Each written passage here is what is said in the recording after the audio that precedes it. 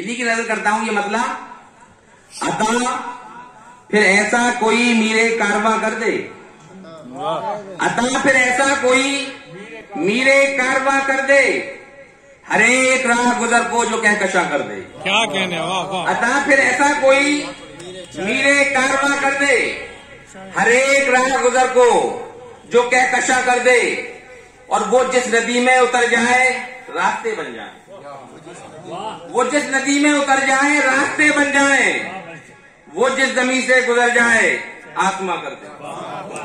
وہ جس ندی میں اتر جائے راستے بن جائیں، وہ جس زمین سے گزر جائے آسماں کر دے. اور شعر دیکھیے ڈاکٹر صاحب کہ متاع غم کسی کمدرد کو نہیں دینا، متاع غم کسی کمدرد کو نہیں دینا، نہ جانے غم کا وہ اظہار کب کہاں کر دے. اچھا ہے بھائی، اچھا ہے. متاع غم، بہت اچھا. متاع غم کسی کمدرد کو نہیں دینا، نہ جانے غم کا وہ اظہار کب کہاں کر دے. اور شعر دیکھے کہ پرائے گھر کی فضا سے جو ربط ضبط رکھے، پرائے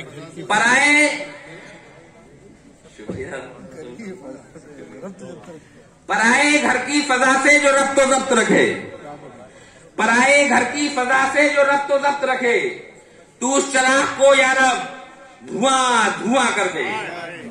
پرائے گھر کی فضا سے جو ربط و ضبط رکھے، تو اس چراغ کو یارب دھواں دھواں کر دے. اور شعر دیکھیے اختر بھائی تشریف رکھتے ہیں ہمارے بڑے بھائی، وہ آئینہ کبھی گھر میں سجانا ٹھیک نہیں، وہ آئینہ کبھی گھر میں سجانا ٹھیک نہیں، جو خود تجھے تیرے چہرے سے بدگما کر دے. وہ آئینہ کبھی گھر میں سجانا ٹھیک نہیں، جو خود تجھے تیرے چہرے سے بدگما کر دے. اور خود اپنے گھر کی زمین پر میں بوجھ بن جاؤں، خود اپنے گھر کی زمین پر میں بوجھ بن جاؤں، میرے وجود کو اتنا بھی مت ڈرا کر دے. بہت عمدہ، بہت عمدہ. شکریہ صاحب. خود اپنے گھر کی زمین پہ میں بوجھ بن جاؤں، میرے وجود کو اتنا بھی مت گرا کر دے.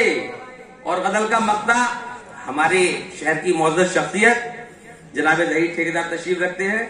یہ ہمارے لیے بڑی خوش آئند بات ہے. ہمارے بھائی نسیم اختر صاحب کا بہت بہت شکریہ کہ بہت اچھی محفل سجائی. مقطع دیکھیے کہ تیری زباں میں لطافت وہ اب بھی ہے محضر، تیری زباں میں لطافت وہ اب بھی ہے محضر، جو چاہے تو ستمگر کو مہرباں کر دے. تیری زباں میں لطافت وہ اب بھی ہے محضر، جو چاہے تو ستمگر کو مہرباں کر دے.